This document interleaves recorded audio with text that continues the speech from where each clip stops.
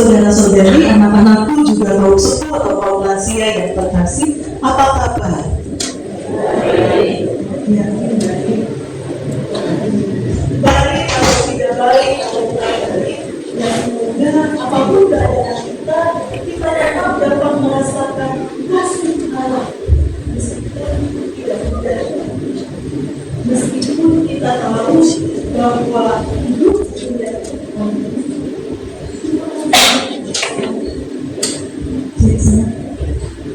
ada ciri-ciri, yakni bagian dari kata juga. Dan bersama Yesus tadi seperti lalu, dan kita bisa dilewati. Itu sudah di depan, mereka kita bisa merasakan bahwa Yesus tapi sekarang anak-anak sudah tidak bisa berdoa, suara bisa. Baik kalau itu pikirannya, kontennya dilanjutkan.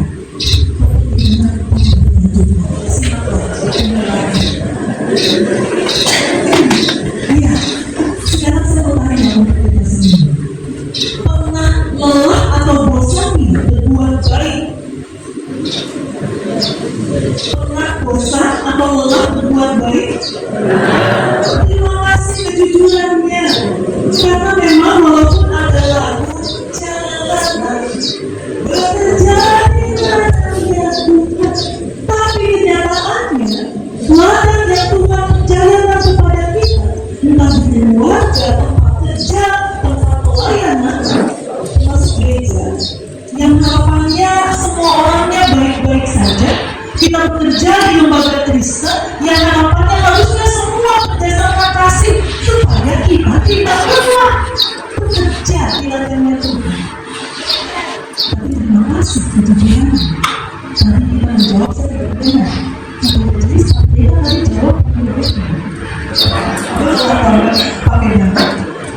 Tidak apa-apa, manusiawi sekali. Dengan jujur kita mengakui pada bekerja di ladangnya Tuhan, entah itu di keluarga, di gereja, apalagi dalam kehidupan bermasyarakat, kita juga bisa lelah.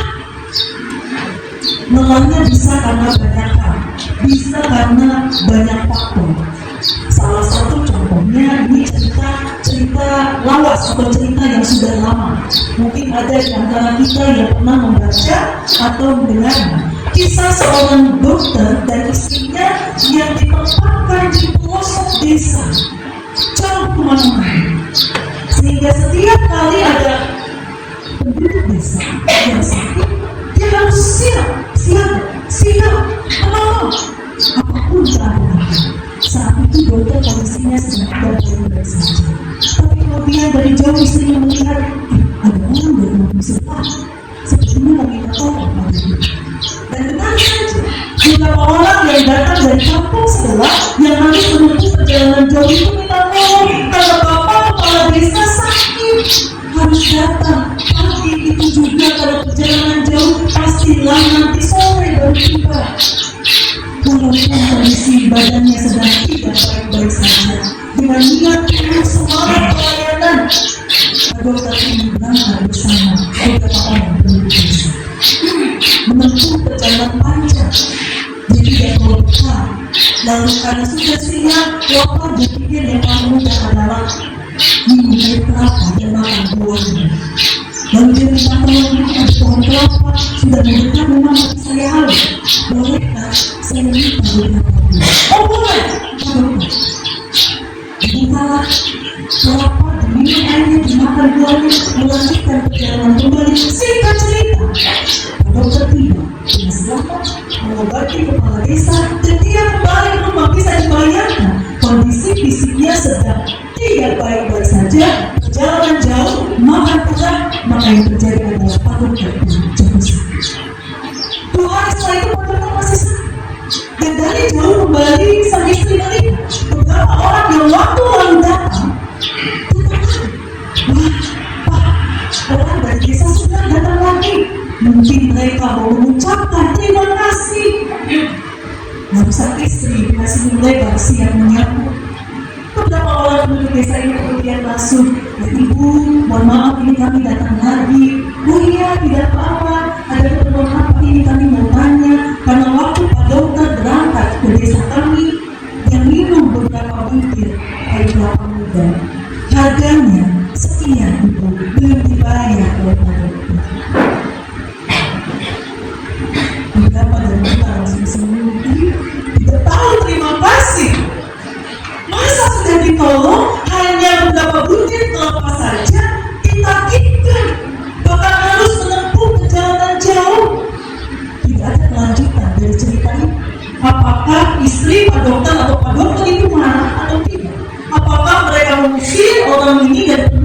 desa sebelah atau langsung membayarkan saja? Apakah membayarkan dengan hati senang? Ya sudah, memang itu yang diminumnya, maka bayarkan saja. Atau membayarkan dengan hati yang dongkol, dengan hati yang kesal, lalu menyurutkan semangat pelayanan, lalu menyurutkan semangat berbuat baik.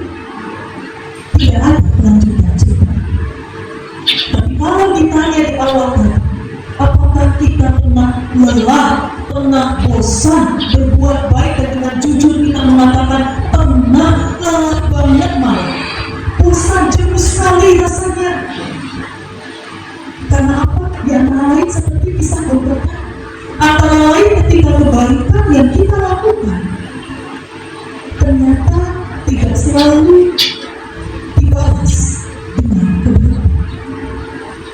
Tidak mudah, karena terkadang ada pengalaman pahit yang mengubah pribadi kita, kebaikan kita, kemurnian hati yang sudah sejak semula Allah taruh dalam diri kita, seperti petunjuk di Bali yang tadi dibacakan. Sejak semula kita diciptakan untuk berbuat baik. Tapi bagaimana mungkin kita berbuat baik kalau di sekitar kita tidak baik? Bagaimana mungkin bertahan berbuat baik kalau diri kita disakiti oleh perbuatan orang lain? Jawabannya mungkin saja. Terlebih ketika ajaran Yesus memang demikian, tidak boleh membalas yang jahat dengan yang jahat, tapi harus mendoakan mereka yang berbuat jahat. Bahkan bukan hanya mendoakan, tapi juga memberkati. Waduh, sulit sekali jadi orang Kristen. Pembacaan Alkitab kita hari ini, Galatia pasal 6 ayat yang ke-9, bagian yang tidak bisa dipisahkan dari ayat 1 hingga ayat yang ke-10. Judul perikopnya saling membantulah kamu. Tapi saling menunjukkan kebaikan, tapi bagaimana mungkin? Konteks pembacaan Alkitab kita saat ini, Rasul Paulus menguatkan dan mengingatkan jemaat di Galatia yang menghadapi ragam tantangan sebagai orang yang beriman kepada Yesus yang ada dikucilkan pada saat itu. Tantangan karena kabar Injil dari Rasul Paulus juga pada kerasulannya diragukan oleh orang-orang di sekitar. Tantangan karena para pengikut Yesus tidak perlu datang dari Yahudi, tapi sudah bercampur dengan suku bangsa lain yang punya tradisi, punya budaya yang lain yang berbeda.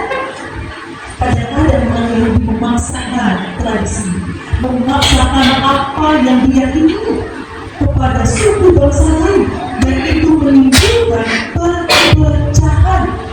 Bagaimana tidak?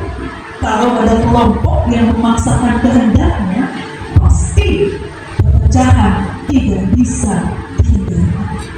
Maka inilah nasihat Rasul Paulus untuk jemaat di Galatia pada masa lalu, yang kita yakini nasihat ini juga berlaku untuk kita pada masa kini, saat ini, secara khusus bagi umat Tuhan di jemaat ini. Saya tadi beberapa kali mengucapkan jemaat ini pada kali 50. Jadi saya boleh dulu jemaat apa ini namanya juga? Mana?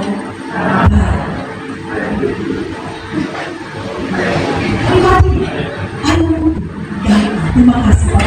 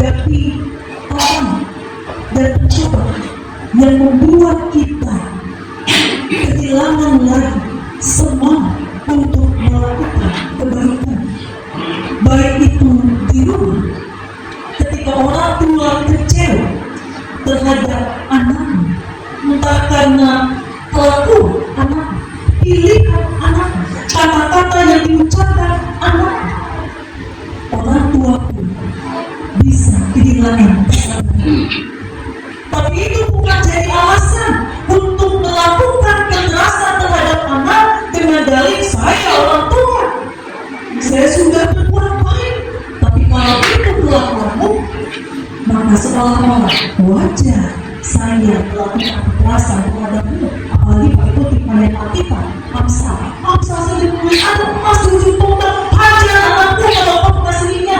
Berhenti dulu, itu makanya saya jangan dicampurkan.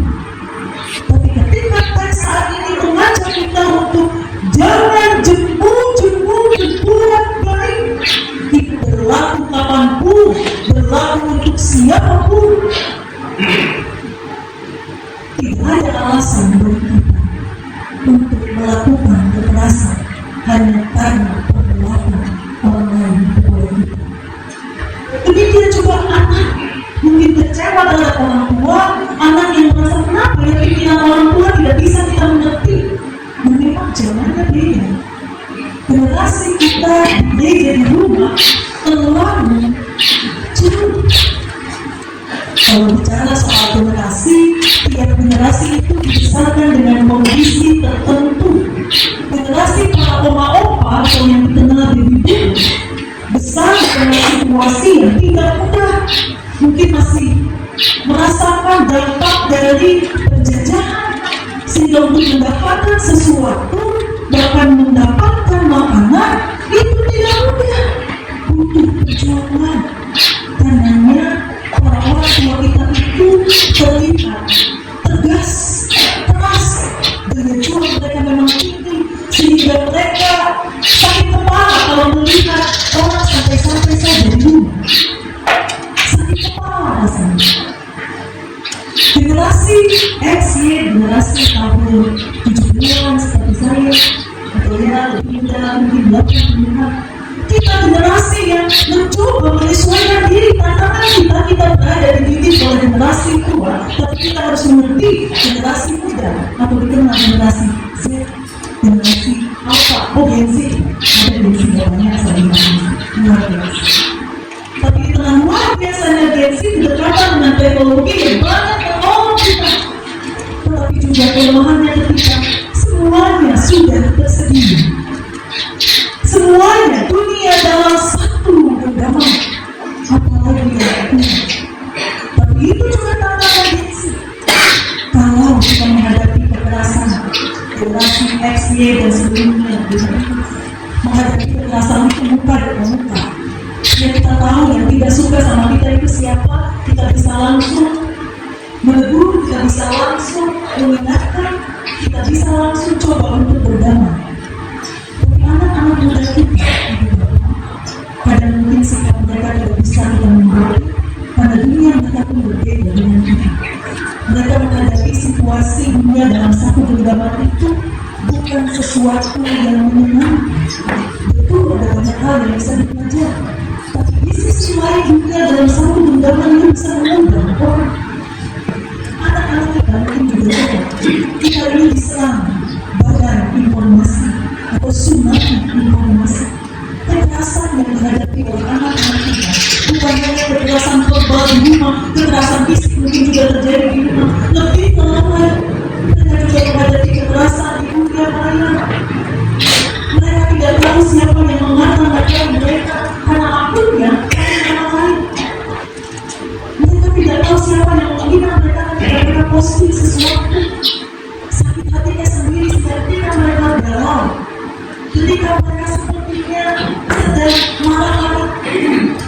Jangan menghakimi bahwa anak sekarang sepertinya malas. Dunia mereka juga ada tantangan yang sedih. Generasi muda juga dengan tantangan yang sedih. Daripada menghakimi, jalin komunikasi. Kenapa kamu menghakimi? Apa yang terjadi? Mungkin mereka sedang menghadapi situasi yang berat dalam pergaulan di dunia nyata maupun di dunia maya yang tidak terhindarkan. Saya berjalan supaya kita tetap menjadi pribadi yang baik. Jangan jemu berbuat baik, itu yang Paulus katakan. Karena apabila sudah datang waktunya, kita akan menuai jika kita tidak menjadi lemah. Berbagai situasi yang ada di sekitar kita bisa membuat kita lemah, bahkan menjadi pribadi yang berbeda. Maka hari ini firman Tuhan mengajak kita kita. Pertama-tama, supaya kita bisa segera dikuatkan kembali, supaya kita dalam kelemahan kita bisa dikuatkan dan saling menguatkan. Kita diingatkan tentang firman Tuhan. Berulang dalam perikop saling membantu. Rasul Paulus mengingatkan supaya jangan jenuh berbuat baik, karena ada Roh Allah yang memimpin dan menguatkan kita. Maka kembalilah mendengarkan Roh Allah itu. Yang pertama-tama kita lakukan supaya kita bisa senang bangkit sekalipun pernah lelah dan lemah ketika melakukan kebaikan adalah bahwa diri sejak semula diciptakan Allah dan ada, bahwa sejak semula diciptakan dan dijadikan Allah menurut gambar dan rupanya. Maka dengan mengingat asal kita, dengan mengingat bagaimana kita diciptakan, kiranya kita dikembalikan pada kemuliaan itu. Masih telah juga kiranya kita dituntun oleh Roh Allah. Dan kalau dalam Mazmur 51, ketika Daud ingatkan matanya ketika dia jatuh dalam dosa, dia kembali memohon kepada Allah supaya hatinya dimulihkan kembali, supaya ia punya kegembiraan kembali menjalani kehidupan, bukan dengan kekuatannya, tetapi kegembiraan karena karya keselamatan Allah. Dua hal ini yang biarlah kita ingat dan terus kita tanamkan dalam diri kita setiap kali kita tergoda untuk menjadi pribadi yang tidak baik, tergoda untuk membalaskan dendam dan sakit hati kita kepada orang yang melakukannya. Ingat bahwa kita diciptakan dari Allah. Dan yang kedua, ingat karya keselamatan yang sudah berlaku atas kita. Kita ini sudah diselamatkan. Kita yang berdosa ini sudah ditebusnya. Kasih karunia-Nya sudah diberikan untuk kita, apalagi yang kurang. Semuanya sudah Allah berikan. Bicara ini seperti yang mudah. Pendeta yang mudah saja bicara. Tidak mudah.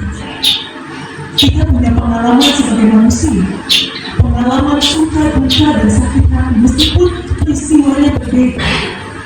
Tapi masing-masing kita tidak luput dari pengalaman yang menarik, yang bisa mengubah. Dua hal yang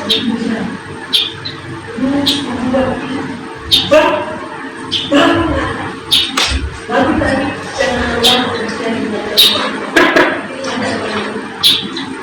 Roh Allah yang beri kekuatan, dia mengajar, dia menolong, karena sungguh dengan kekuatan kita sendiri tidak cukup.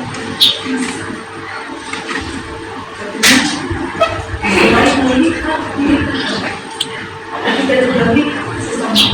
Sebagaimana aku diciptakan baik dan sebagaimana Allah telah mencurahkan kasih karunia bagi Allah menciptakan sesama.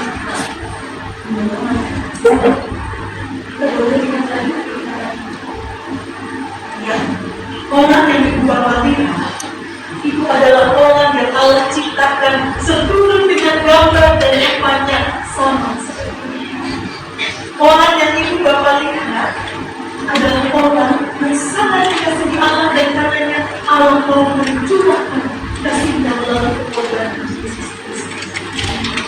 Orang itu telah melakukan semua hal.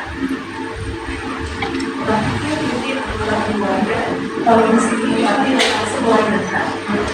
Orang itu ya sama-sama anggota jemaat, tentang yayasan. Lihat lagi pandangan.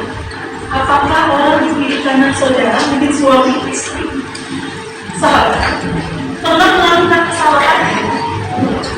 Kalau tidak sakit hati, pernah membuat saudara sakit hati? Pernah maaf ya suami, maaf ya istri, maaf ya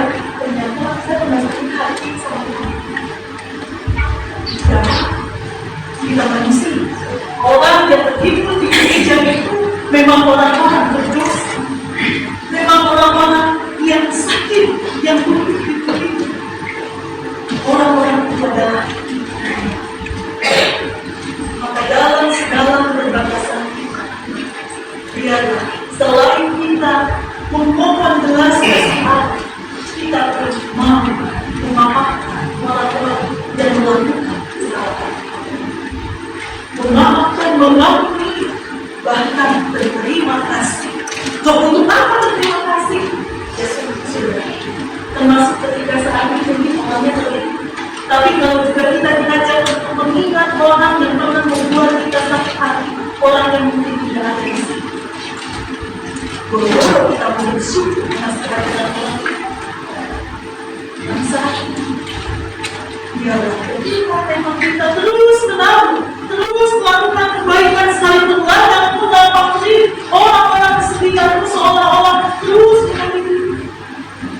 Tapi ingat juga kadang-kadang kita orang lain sehingga dalam kesadaran aku berdosa, sesama berdosa, tapi sama-sama orang berdosa yang dipulihkan dan membangun kehidupan, mau saling membantu, saling menunjukkan kebaikan yang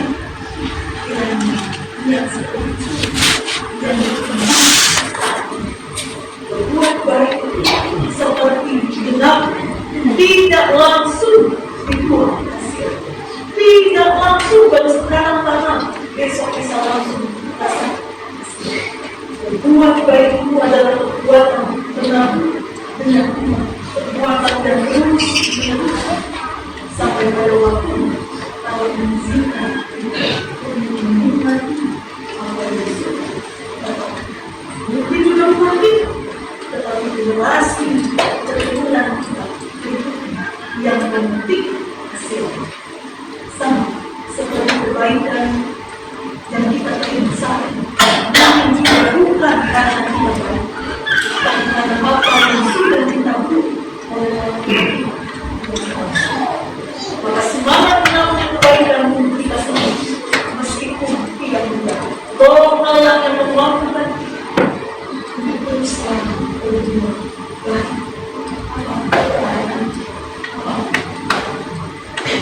Roh Kudus memampukan supaya kita bukan hanya menjadi pendengar firman